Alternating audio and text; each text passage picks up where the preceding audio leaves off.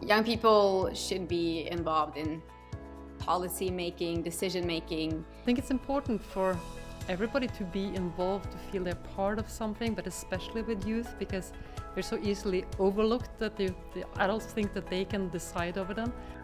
Eu acho que em qualquer situação, independentemente do grupo de pessoas, toda a gente tem ponto a acrescentar.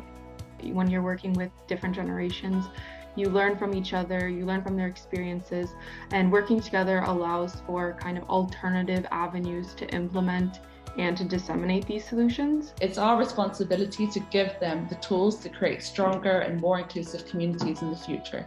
We have now developed this co-create dialogue forum tool, and I think that's a really good first step for policymakers to invite young people around the table and make decisions together and co-create solutions together.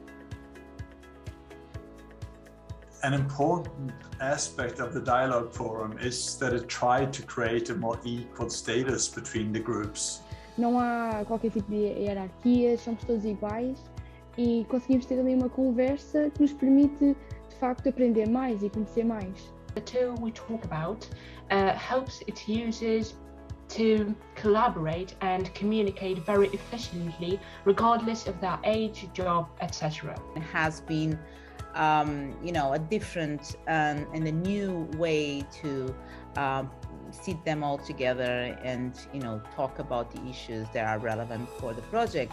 I think that the dialogue forum is a kind of unique forum because it is a kind of a starting point in the long-term negotiations, discussions and decision-making processes, and further in implementation, hopefully, of the developed policies.